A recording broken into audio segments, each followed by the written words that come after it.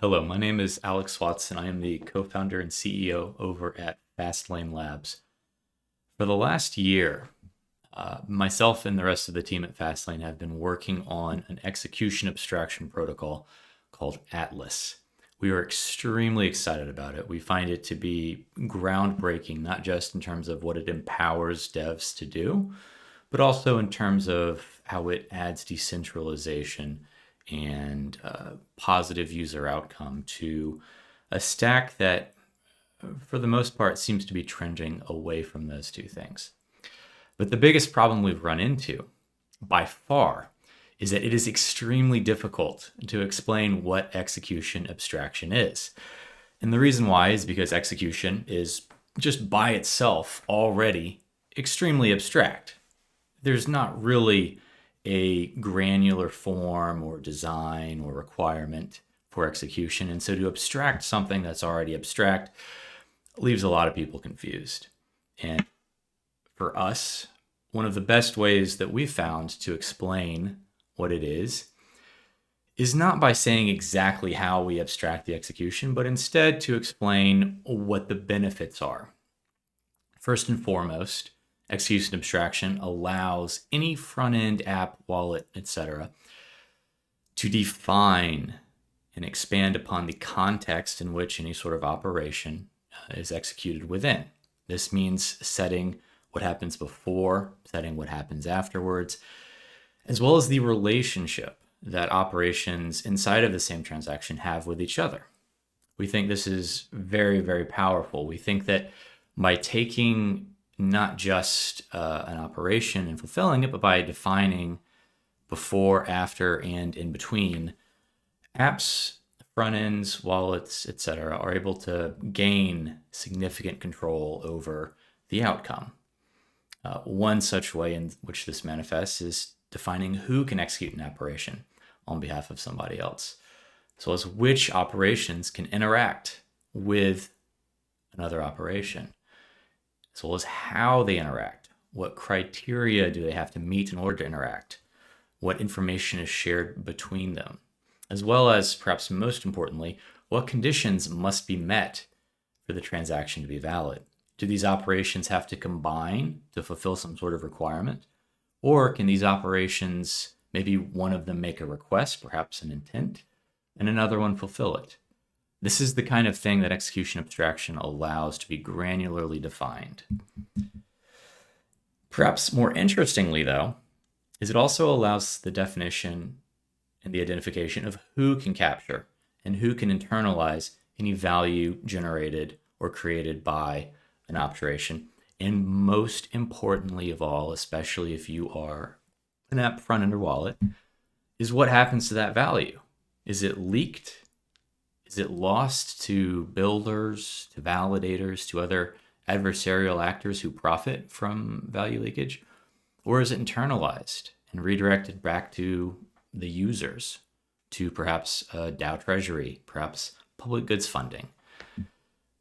With execution abstraction, you have control over these things in a very granular way. And if it seems a lot like making your own app chain, that's because it is. Making your own app chain is probably the closest parallel that you'll ever come across when it comes to understanding execution abstraction. The difference, though, is that with execution abstraction, you don't actually need your own app chain. You don't need to break composability or modularity with other apps. You don't need to bootstrap your own infra. You can do all of it on the same chain that you started on, and you can do all of it without having to worry about all the economies of scale and all the trade-offs that come with building your own app chain. I've got some examples. Perhaps the most straightforward one is, imagine a DEX, and this DEX has a front end, and this front end, unlike a handful, actually cares about what happens to its users. And so by using execution abstraction, this DEX, this front end, can protect its users from predatory types of MEV, such as sandwich attacks. It can also capture or internalize all of the non-predatory MEV, such as backruns or arbitrage created, in such a way that the user's result isn't negatively impacted, but there's still value, and that value can be captured and internalized. And then also using execution abstraction, we can then take this value that was captured or internalized and return it to users. Interestingly enough, we don't just have to return it as is. We could perhaps use this value to buy some of the DEX's governance token. Token price go up, that's always a good thing. And then we can take that governance token and we can give it to the user. So the user not just gets the outcome that they were expecting, but they also get some extra governance token for the DEX they were using and creating value for as a result of their trade. And importantly, because we are using execution abstraction, this transaction can be put straight in the public mempool. And there is not a thing that validators, builders, searchers, or anyone else can do about it, even though they see it. And we'll get more into why that's the case later on. Another example, you might have heard of OEV, or Oracle Extractable Value. In much the same way that the DEX can internalize MEV created by users, lending protocols can internalize any OEV created during liquidations of their protocol. Other OEV protocols tend to require either custom trusted infrastructure, sometimes more than one layer, or perhaps they delay Oracle updates. But with execution abstraction, you can actually bypass all of that and do it in a fully decentralized manner that doesn't create any sort of systemic weakness inside of the lending protocol's balance sheet. Another interesting example is Web3 gaming. Gasless transactions. There's this preconception that doing a gasless transaction requires some sort of smart account. And while smart accounts are amazing, and while smart accounts should be adopted, you don't actually need smart accounts to do gasless transactions for users. Even if there is no solver, no MEV, no one who finds the transaction valuable, we can still use execution abstraction to create gasless transactions for any sort of DApp, whether it's a game, a DEX, a perp swap, etc., without requiring users to keep track of burdensome smart accounts. We can also use execution abstraction to fulfill intents. One of the most simple and straightforward intents, and arguably not an intent if we're being totally honest, would be something like a swap RFQ. And you can actually, through execution abstraction, run a decentralized swap RFQ that has permissionless fillers or solvers, whatever you want to call them. And you don't even have to use a Dutch auction. You can actually use an English auction and still not have to worry about this last look problem, because you are handling these kinds of things on chain using execution abstraction, specifying the full context, not just of how the solvers, searchers, fulfillers, whatever you want to call them, interact with the user, but more importantly, what happens before and after and during the transaction. Liquidity pools, LPs, can also internalize LVR, which stands for loss versus rebalancing. If you're not up to date on the current Twitter trends, LVR is the new term for impermanent loss. And it is something that has taken quite a lot of value from quite a lot of liquidity providers for DEXs and other sorts of automated market-making protocols. But with execution abstraction, we can actually auction off the first swap in each block to market makers, internalize the value of that auction, and go a long way to mitigating the single greatest loss of value for people that are providing liquidity that, let's be honest, makes the majority of DeFi actually operate. We can also run gambling apps that can use aggregated solvers to generate a true source of randomness, just as long as a single one of the players is actually honest, which why would you gamble with yourself if you weren't? And we can also, I don't like talking about this use case because it's not very popular, but for some people it is very valuable. We can also use a coprocessor to KYC traders before they swap on a DEX. And the DEX can actually enforce that traders go through a coprocessor and become KYC to validate they're not on any sort of OFAC list. And importantly, I can't stress this enough, the main value here isn't in the KYCing. The main value here is in doing it in a way that doesn't actually leak the trader's identity on chain. That is extremely valuable. That is an anonymity preserving coprocessor. And I think I am supportive of that, even if I'm not necessarily a fan of KYC in general. I've said the word operation quite a few times. And so let's first talk about what an operation is. They are EIP 712 messages, which is a very fancy way of saying that you are signing code that is not a full transaction. Operations are often used by smart accounts. If you're familiar with ERP or ERC 4337, you've probably heard the term user op or user operation. And operations typically are used by smart accounts, but smart accounts are not required. If you've ever used Uniswap X or any protocol that uses permit 2, you've used an operation that did not require the use of a smart account. Operations, after they're signed, are bundled into a single transaction by a bundler. If you're familiar with MEV, this is not that kind of bundler. This is a bundler who takes operations and combines them into a single transaction in much the same way that a block builder takes transactions and combines them into a block. And you'll see here a full flow. A user signs an operation. The operation goes into some sort of pool where it is picked up by a bundler. The bundler takes the operation, puts it into a transaction with other operations. That transaction then goes into the transaction pool. And this is where you're probably familiar with the rest. The block builder, whether that's a validator, sequencer, or some other party, then takes a transaction from the pool, puts it into a block, and wait for consensus, and then a whole bunch of other things happen, and then eventually we get there.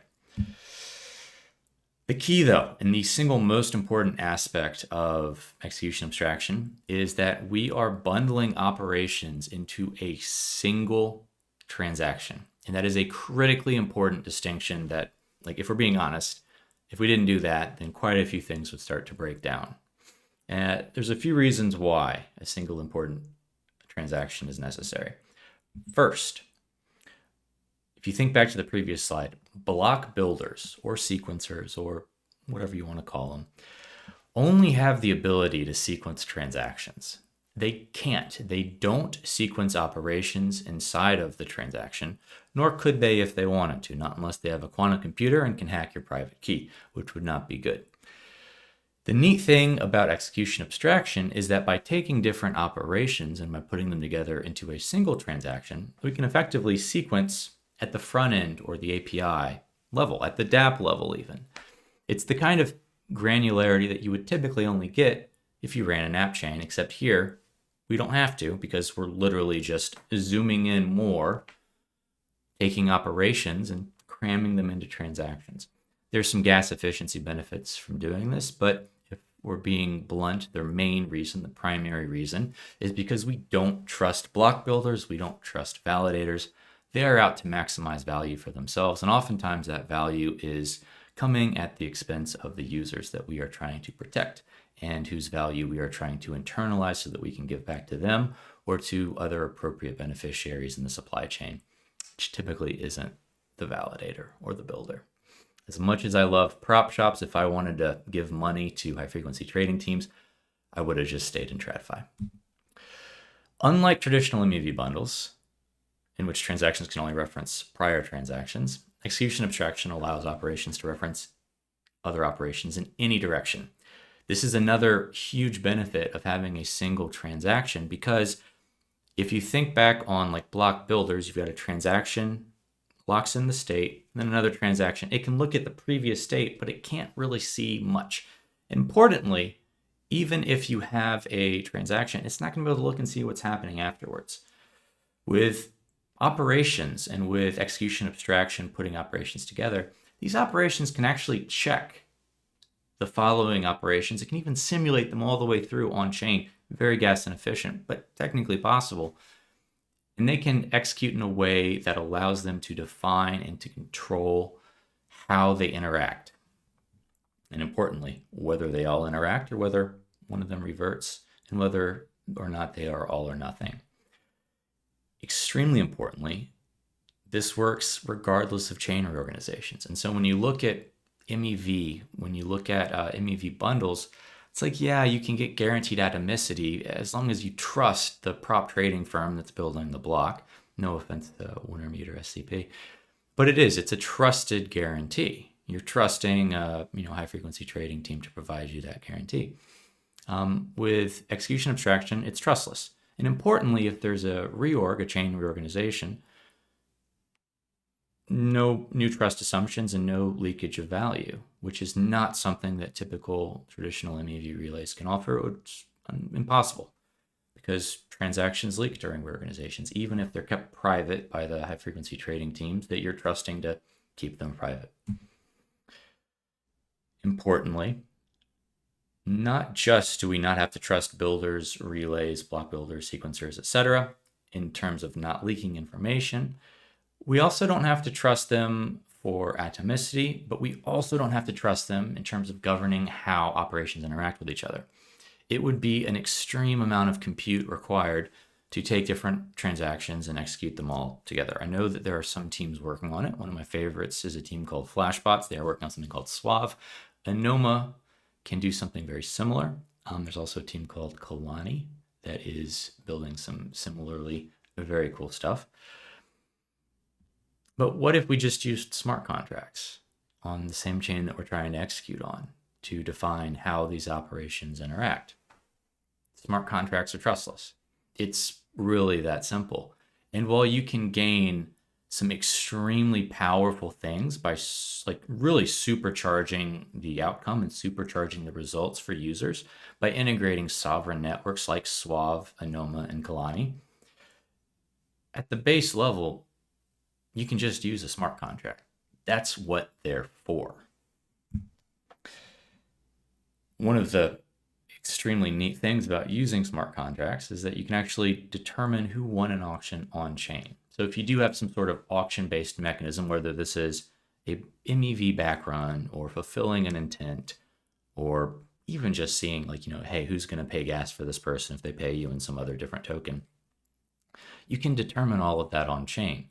This eliminates the need to whitelist solvers because you don't have to worry about the solvers front running you and backing out of their commitment ahead of time, because if one of them did, you would just move on to the next one. You're fulfilling the auction on chain, and fulfilling the auction on chain means you are finding out the winner atomically at the time of execution.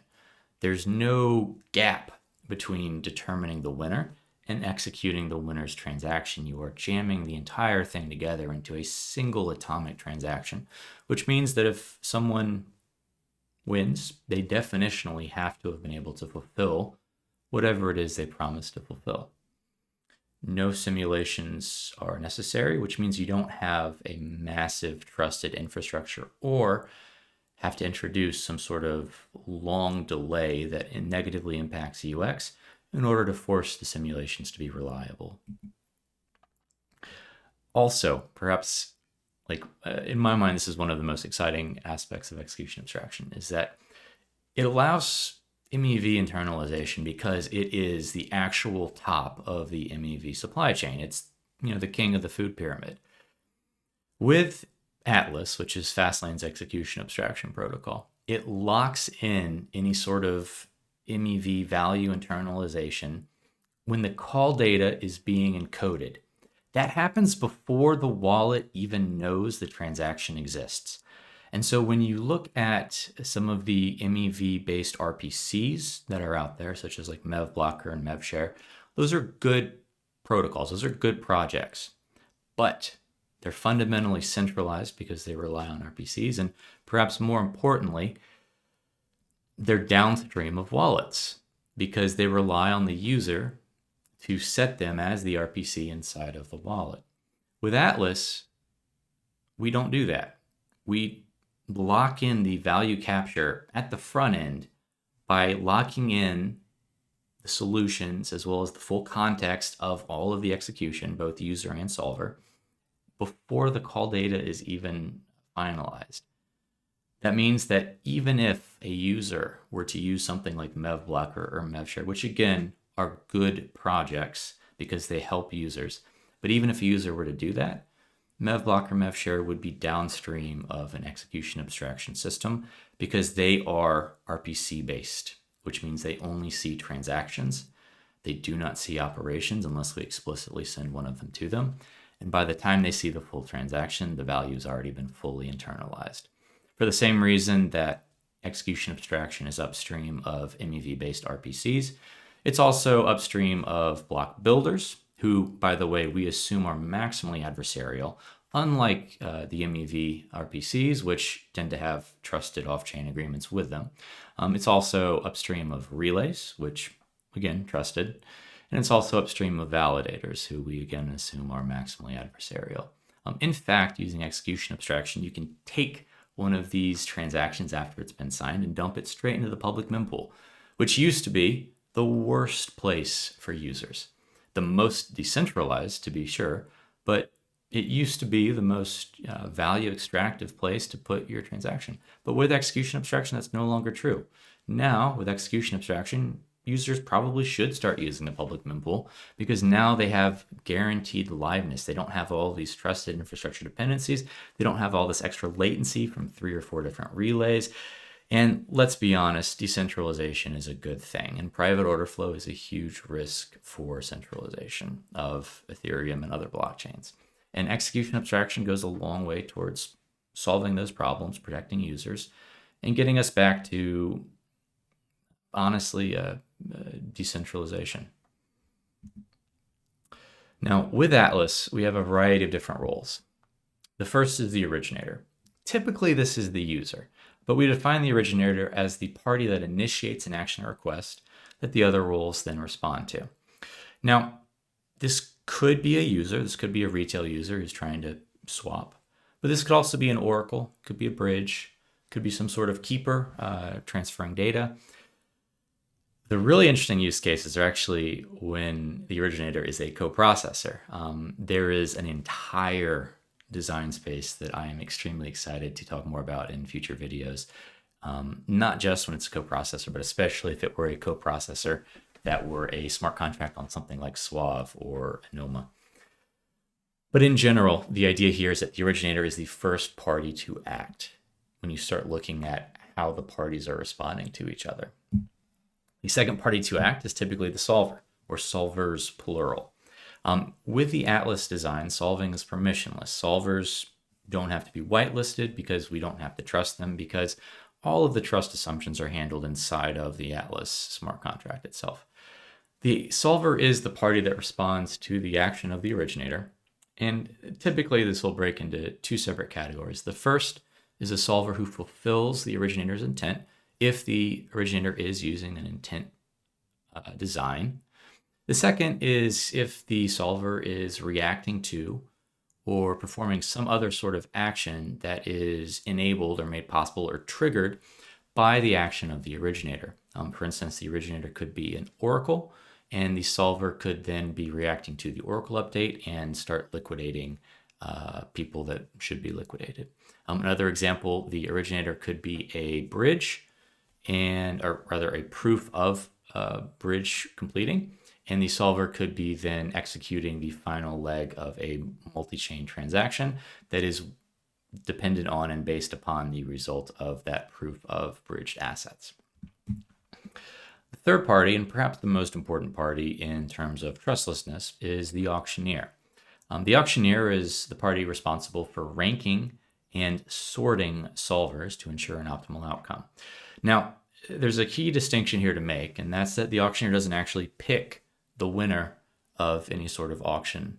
Instead, they solely sort and then submit a array, a list of solvers based off of how much it prefers each one of their solutions. The reason why we have the auctioneer submit this array is because we do not want to have to rely on simulations, because simulations can be invalid, they can be wrong, they can be cheated, especially when you assume that block builders or validators are hostile. State is uncertain. State can be modified, state can be manipulated, and simulations can be cheated. And so with the auctioneer, we are solely looking for someone to sort the operations. Now, importantly, we do not want to add any new trust assumptions into the Atlas stack. And so the main way that we advise Atlas dApps to define the auctioneer or to assign the role of the auctioneer is to just give it to whoever the beneficiary is. The presumption being that the auction beneficiary can always trust themselves to not censor good solutions that would benefit them, and to include the maximal amount, to always be looking out for their own benefit. Now, this does become a little bit trickier when you start looking at like swap intents, where there are potentially two beneficiaries depending on how the price actually moves. And importantly, we can define more than one auctioneer, or you can have a neutral third-party auctioneer. And there's another solution too that we'll talk to in just a second. That's actually the preferred one if you're looking for genuine trustlessness. The fourth party is the bundler. Now again, this is not an MEV bundle. This is a operation bundle.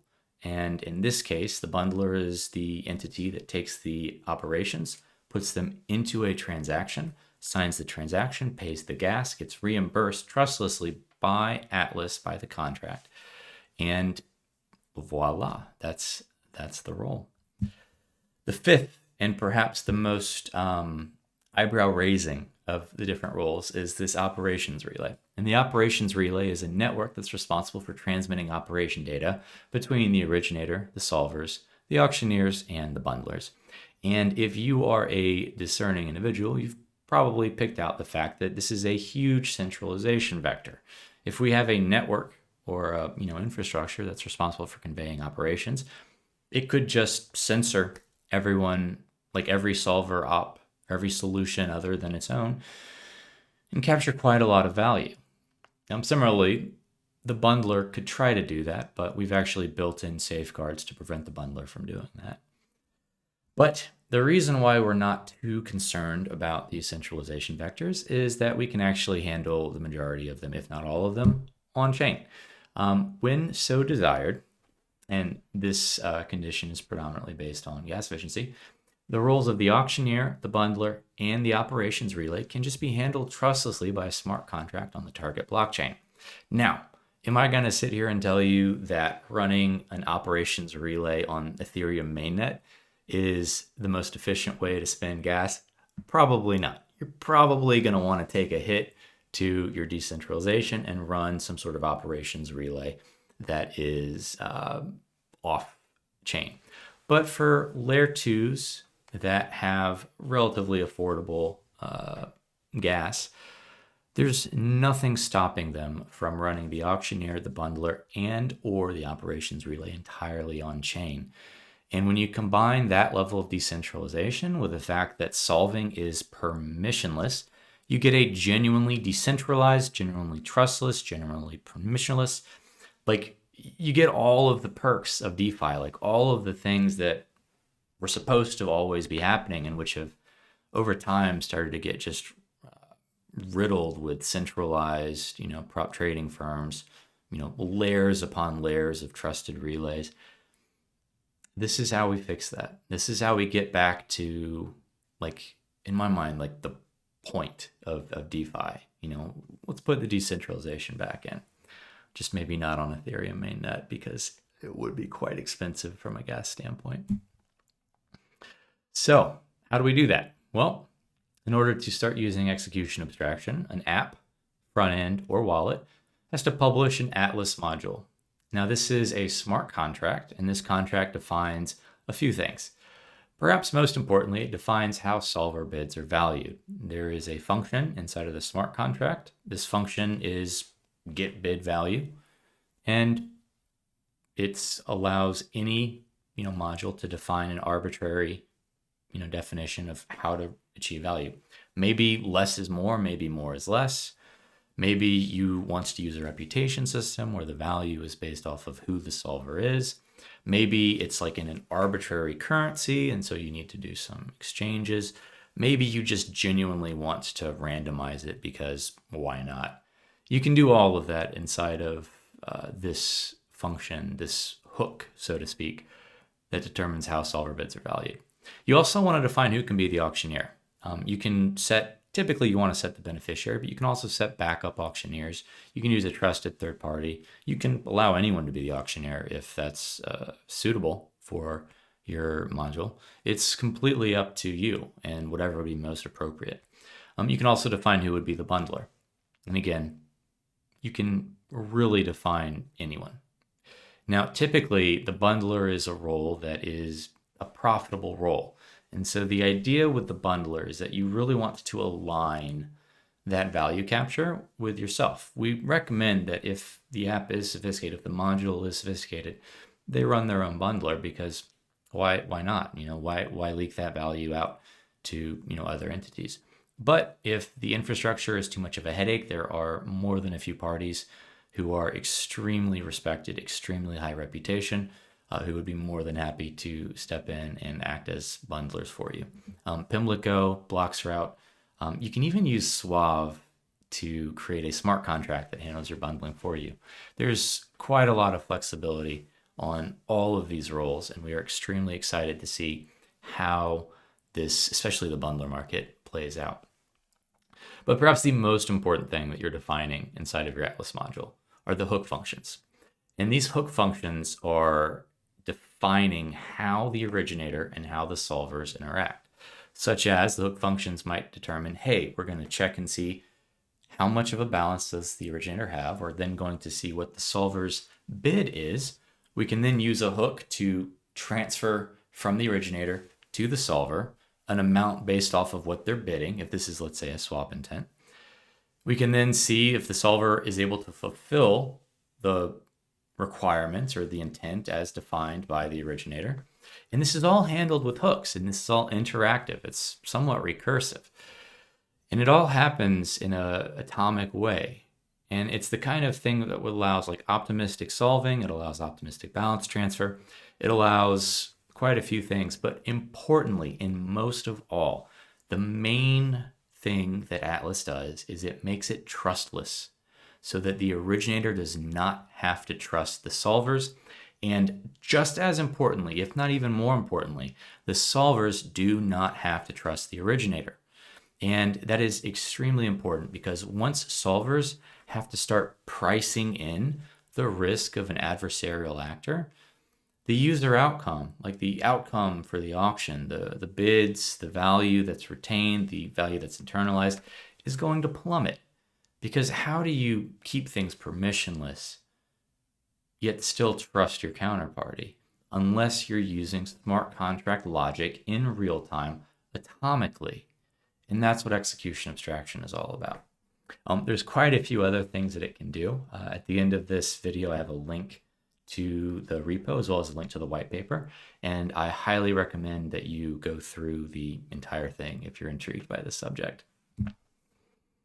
So what does an Atlas transaction look like?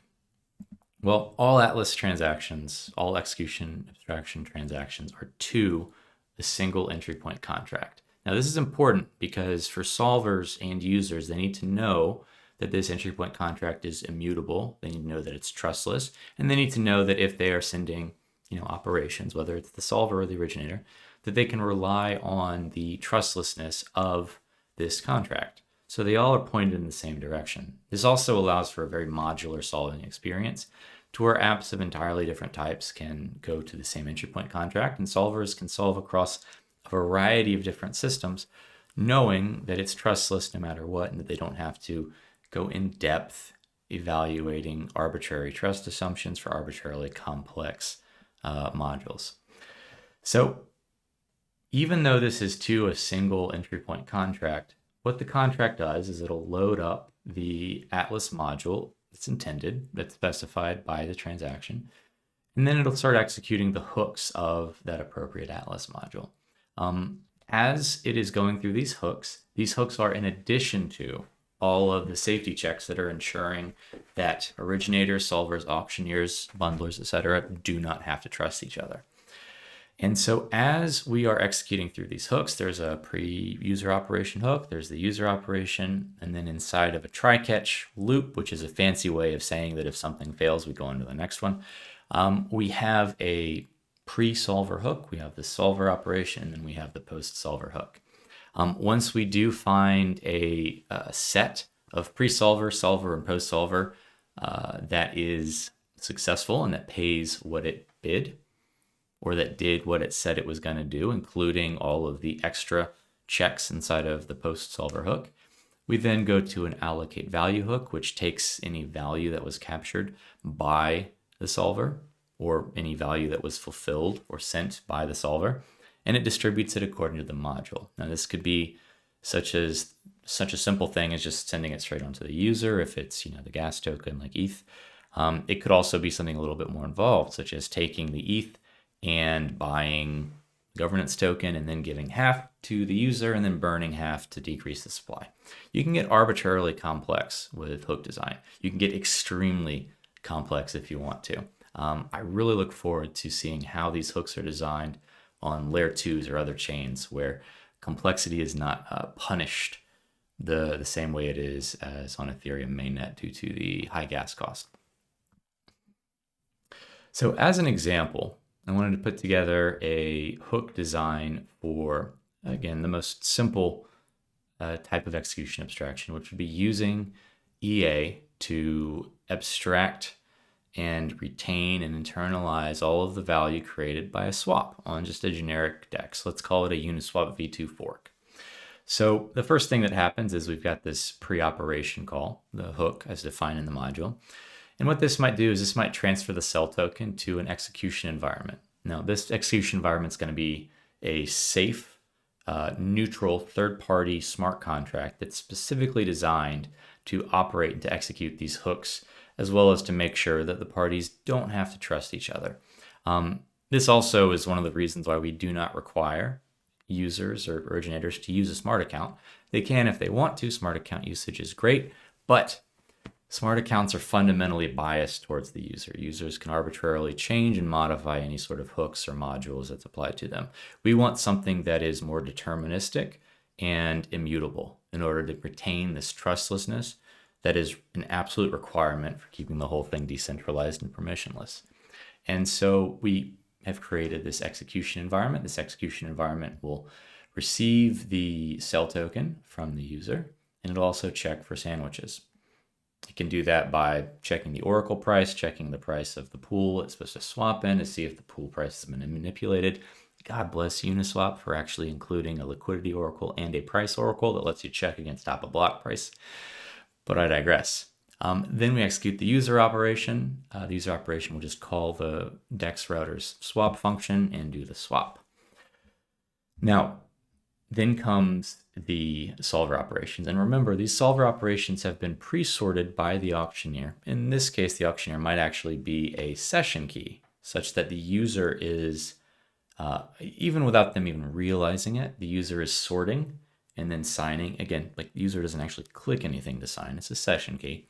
But by using the session key, we're able to have the user's front end, a fully trusted party already, act as the auctioneer. Thereby, we don't include any extra trusted parties. There's no extra trust assumptions. And so we have these sorted solver operations, and we just start looping through them. We just start executing them from highest bid to lowest bid until we find one that actually pays what it said it would pay. And in this case, the solvers are just doing a generic back run, a 2-point or even a 3-point arbitrage, or more if they want to. It's totally up to them. But the general idea here is that these solvers are just back running. They're capturing the kind of value that typically goes to either themselves or to block builders and then on to validators. Except in this case, it's not going to the block builders, to the validators, because this value, this amount that gets bid by the solvers, is then put through the allocate value hook, which takes this MEV, this value, and uses it to buy the Uniswap v2, assuming it's a v2 fork, just uses it to buy their governance token, presumably on the same DEX, so even more volume for them. And then finally, we take this forked governance token and we send it on back to the user. The DEX wins because their governance token's price goes up ostensibly due to being bought. User captures all of the value that was created here. Solvers, any surplus value, net of any, auction competitiveness gets, retained by them, but it's permissionless for them. They benefit extremely. Another example would be a swap intent. And again, intent is maybe best reserved for things that aren't limit orders, but we'll play along. In this case, with the pre-operation call, all we're going to do is verify the user's sell token balance, right? If the user is selling something, we'll just verify their balance. That's, the preamble, that's the context of the execution. Then we will take the user operation, we'll verify any sort of conditions, like arbitrary conditions that the user might have injected, which is really cool, by the way. You can actually do a lot if you make the conditions based on a coprocessor. Then it becomes like a genuine intent, which I think is really fascinating. Then we get onto the pre-solver call. We can optimistically transfer whatever token the user is selling to the solver. We can then execute the solver operation. And then we can verify, after the solver's operation, we can verify that the buy token, whatever the solver had bid, is in the execution environment. And again, this all happens inside of a try-catch loop. And so if the solver does not fulfill what they had bid, then not only do we cancel the solver operation, but we also cancel the fact that we optimistically transfer them the tokens, which means that when we loop around and go on to the next solution, we can transfer the tokens to this next solution. We can keep going until we find a solver who's able to fulfill what they promised, and the user gets, the outcome that they were looking for.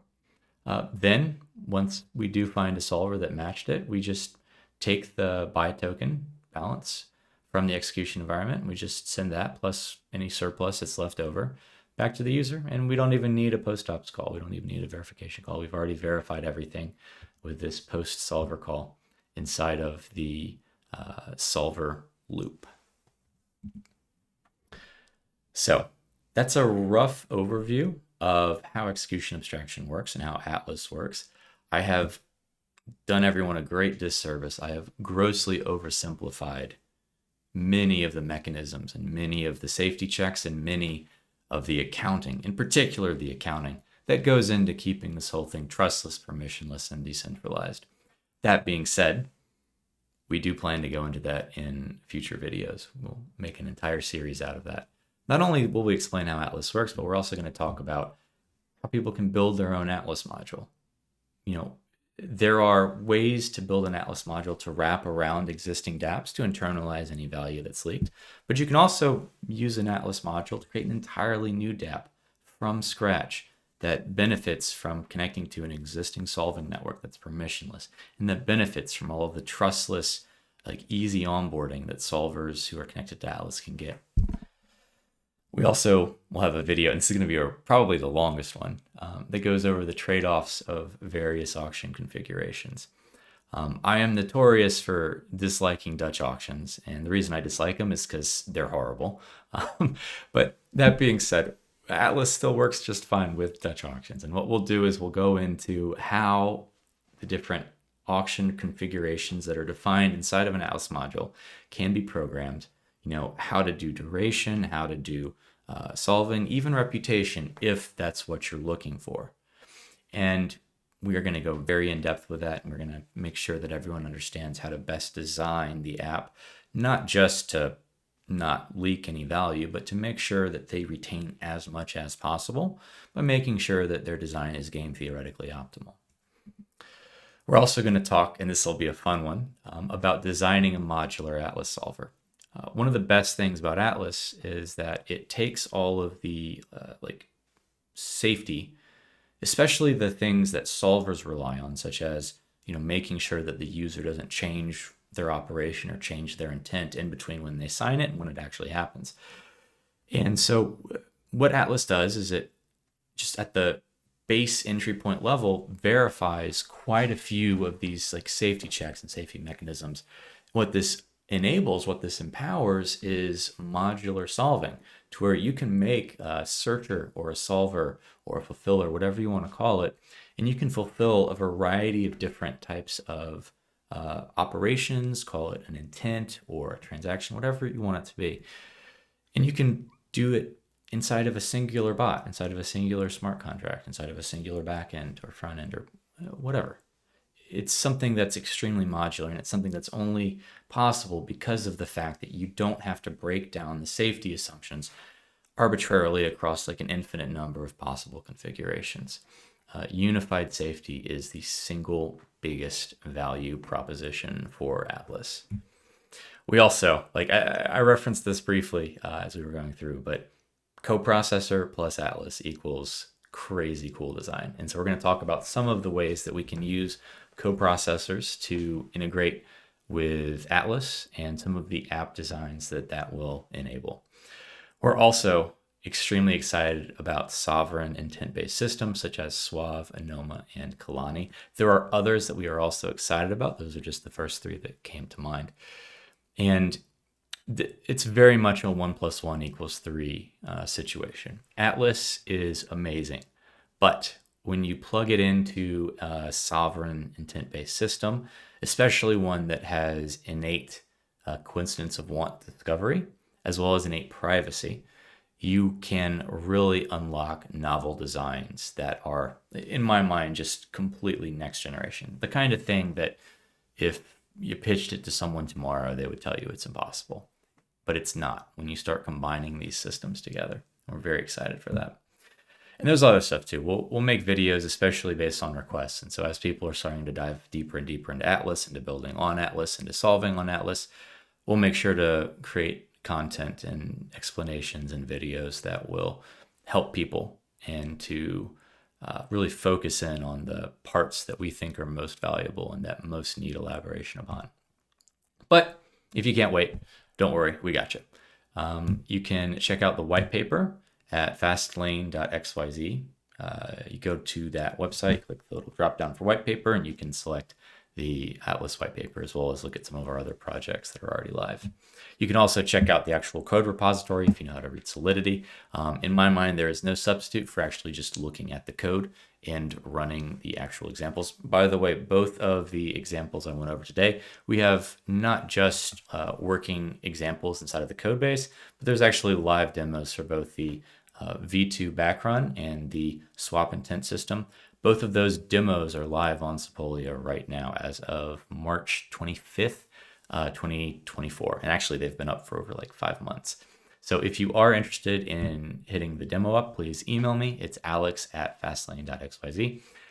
Or feel free to poke around in our code repository and let me know what you find out. If you have any requests for content or any other thing that you would like more information on, please reach out. We'd love to have you join our Telegram group for devs. We'd also just love feedback. If there's any features or other requests that you have, please let us know. Thank you for listening, and I will see you next time.